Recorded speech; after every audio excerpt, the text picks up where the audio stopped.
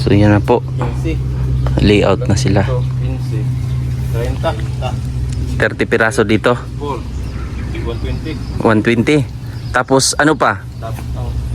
CR pa. Sir kasi para kay kaibigan Dexter, tulog si kaibigan. Ganda. Kaya sabi nila may tag 2,000 daw kayo. Halika kayo.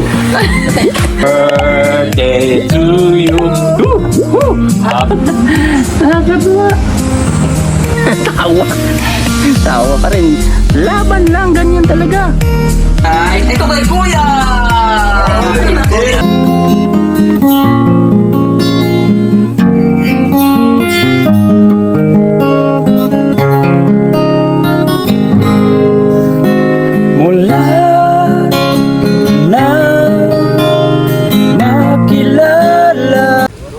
Good morning mga kababayan, at ngayong araw po, ito na yung simula, first day nila na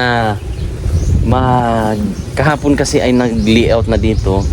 So ngayon ay ginawa na nila, ay naghuhukay na sila dito ng para sa hollow block, papatungan ng hollow block. Tapos ang plano po nito mga kababayan ay full cladding. Full cladding tayo dito pre, no?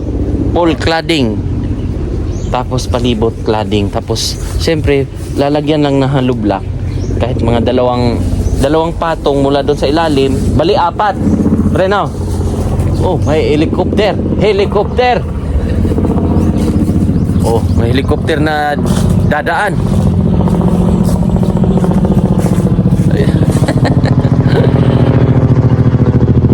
Si Daddy yun pre, si Daddy dumaan. Si Daddy Didodo. So yan mga kababayan, ayan, tuloy tayo. At ang CR ay doon banda, kusina, 2 kwarto para sa doon sa mag-asawa, syempre pag lumaki yung anak. O dito sa side, bali 2 po yung ating kwarto.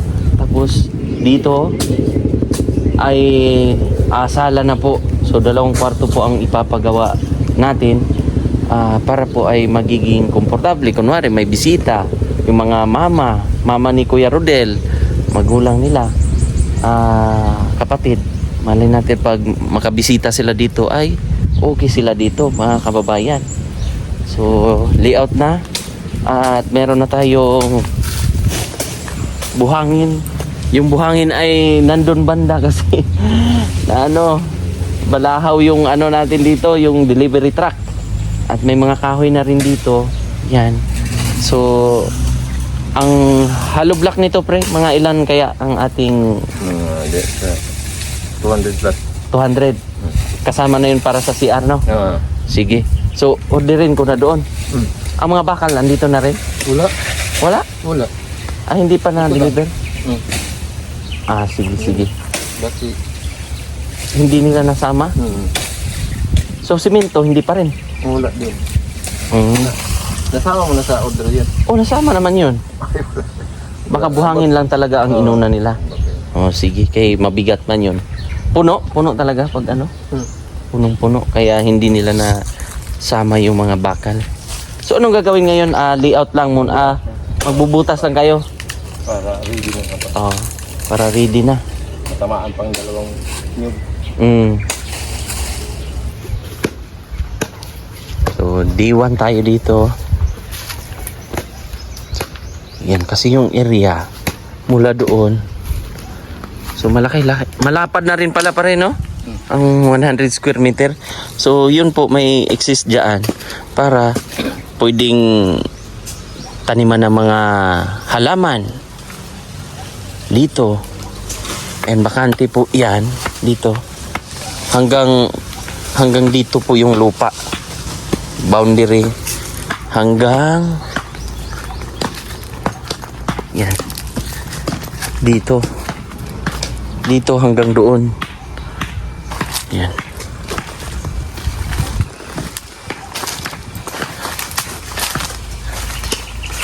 Kita niyo po yung kahoy. Yun po yung pinaka boundary niya. Mataba, maganda rin yung lupa, no? Ito kailangan pa to tambakan, pre. No? Tatambakan po to. Oo. Baka. Kaya nga. Tatambakan po to ng lupa. Kasi medyo mataas doon na area. Baka ang tubig po ay didiretso dito. Kaya tataasan din namin yung flooring nito. Tama, pre, no? Tataasan yung flooring para hindi po maano ng tubig. Para safe na safe. Yan, layout na sila.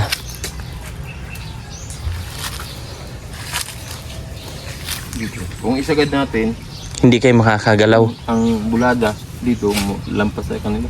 Ah, okay. So, allowance tayo. Alaman tayo Para maikutan din, pre. Pwede. bulada tayo dyan. Oo. Para yung tubig din, hindi didirekta sa kanila. Mahiya din tayo. Dito tayo ng kapitbahay. Oo, tama din naman.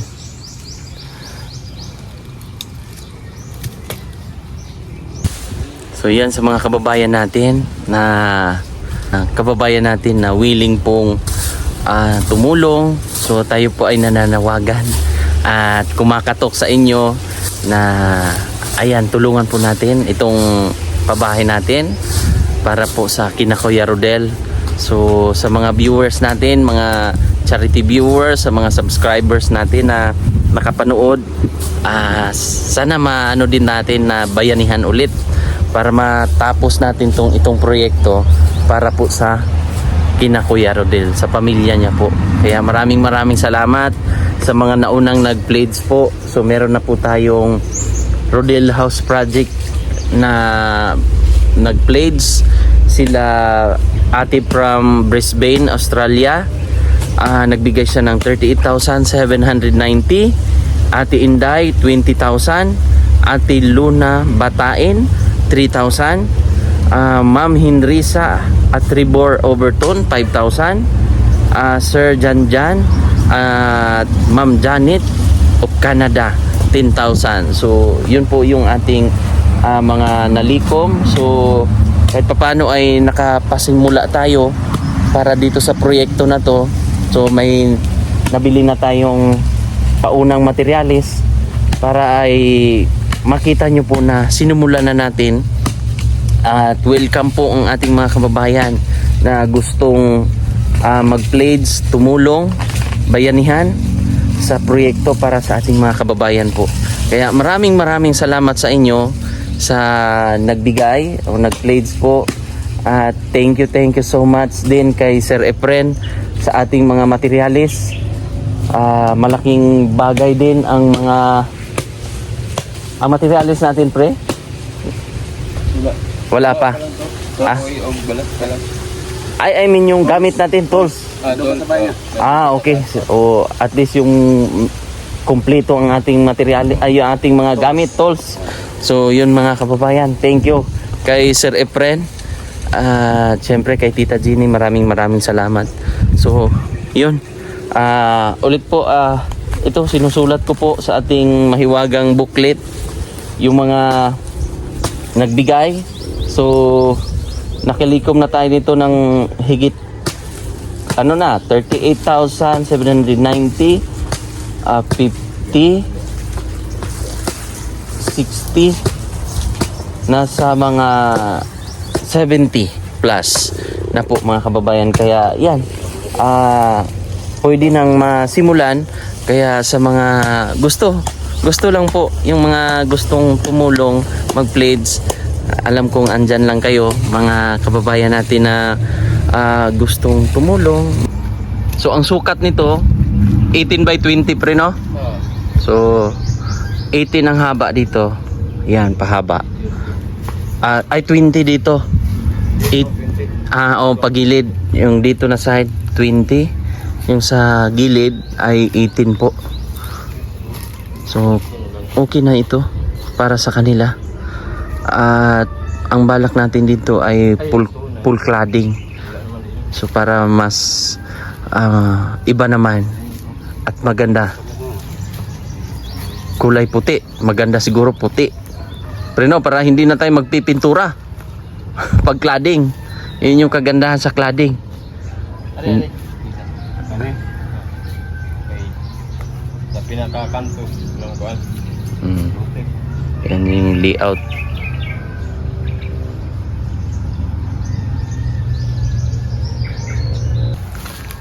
So yung pahinga ng ating mga kaibigang panday ay ilang ano lang pre? At least nakapahinga rin kayo?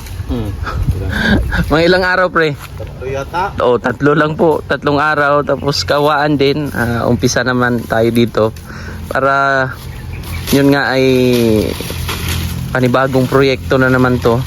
Yun nga ay tuloy-tuloy yung ating proyekto at nabigyan din natin sila ng trabaho, sila pare Franz, pare Doy.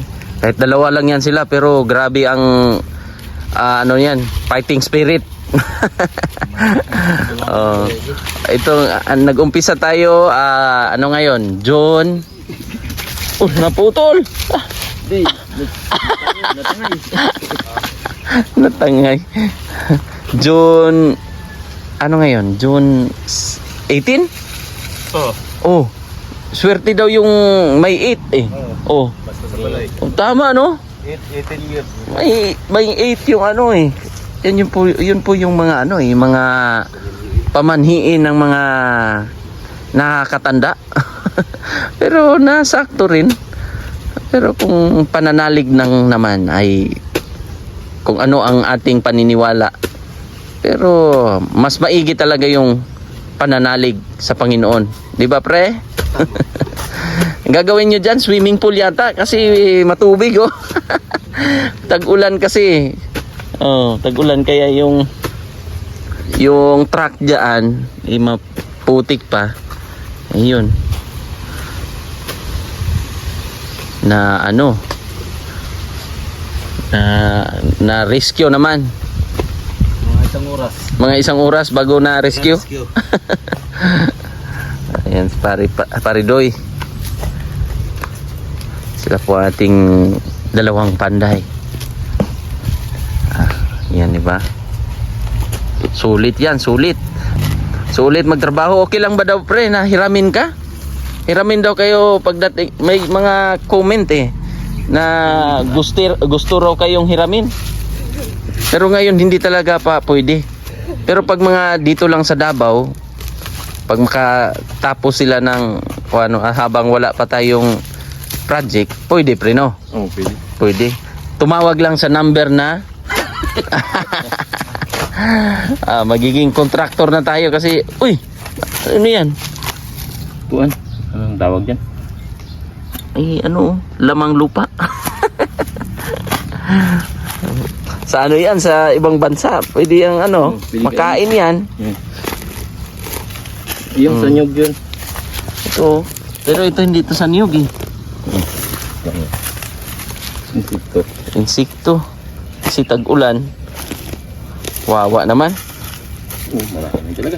Marami? Yan oh. Ha? Dili. Sa niyog? Bato ba na?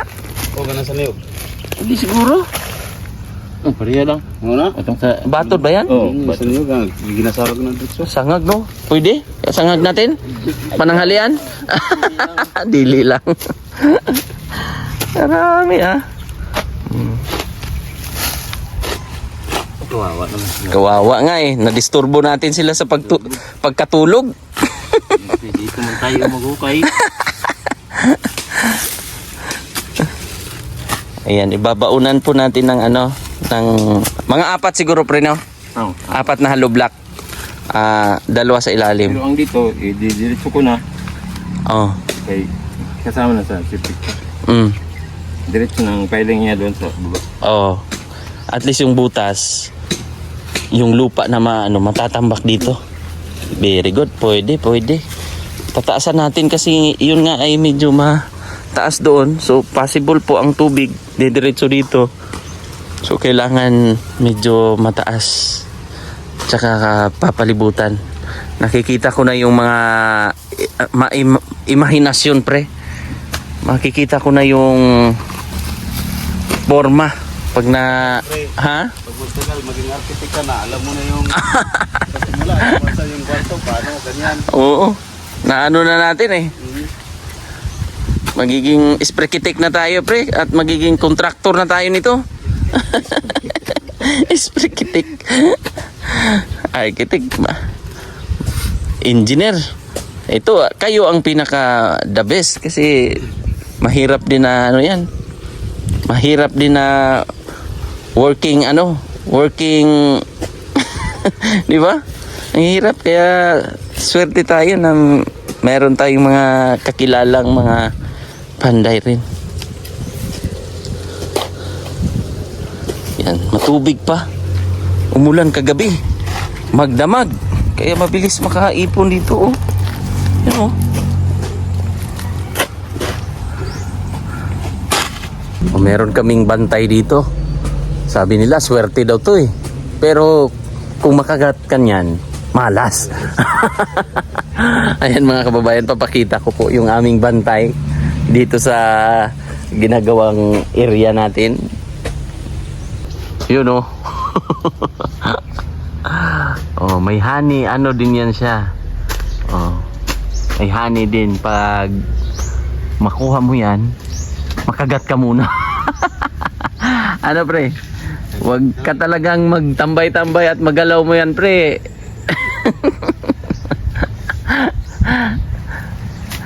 Pag maano na, mausok-usukan para, no? Delikado. Masama sa taas. Oo. Bawal pala mag-ihaw-ihaw dito ng tulingan. Ayan o. Ayan po yung bantay. Babaan kanya ng mga 5 piraso. Wow. Sakit na yan. Maga na yung mukha mo. Hangin pa naman. Oh. Ang aming bantay. Mahangin oh. Gumagalaw pa yung bahay nila. So yun mga kababayan, tayo po ay may bibilihin pa ulit. So kailangan na naming puntahan muna ang hardware para additional sa hollow block. So bali 200. May lista dyan pre? Ay wala pa. O nahulog yung ano mo. Kayamanan pare. Sayang din yan. Oh, yan po. So aalis muna ako. Kayo na bahala muna pre. Oo. Tapos papuntahin ko na lang. Kahit dyan na lang pre oh. Oh, para Yung di truck? sila mo. Mm. Para hindi sila mahirapan sa kalisod ba. Kawawa naman. Rescue. Rescue na naman sila ulit. Pero pwede mo mukuan. Ha? Allowance pinong. Oh. Oo naman pre. Musi ini. Kukuha muna sila ng pang magkano pare? Magkano ang ating kailangan nyo sa buhay? Oh, sige. So oh, yun. Tandaan mo. Sige. Ayan, nagli-layout sila eh.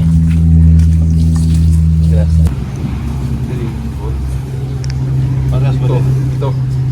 30. 30 piraso dito. Full. 120. 120. Tapos ano pa? Tapos ang dito sa CR pa. galing mo. CR. 120. Mga nalublakan kasi yung CR. Ikaw sa soang. Mga ilang piraso? Isang daan din?